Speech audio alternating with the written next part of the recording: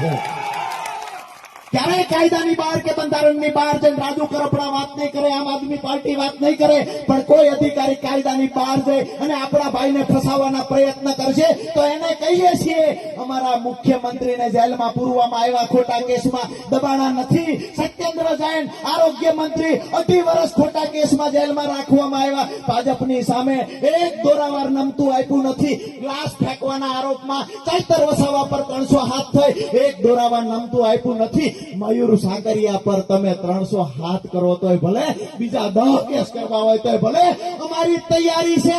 જો ચૂંટણી આવી હોત તો જેલમાં બેઠા બેઠા મયુર સાગરિયાને ધારાસભ્ય બનાવવાની તૈયારી હતી। તમે એવું માનો છો કે આને જેલમાં પૂરી દઈશું એટલે અવાજ દબાઈ જશે, તમામ ખેડૂતો દબાશે, કોળી સમાજ દબાશે, માલધારી સમાજ દબાશે। જે લોકો આવો વહેમ રાખીને નીકળ્યા છે એ લોકોને કહીએ છીએ દબાવવાનો વારો ભાજપનો, ભાજપના નેતાઓનો આવ્યો છે।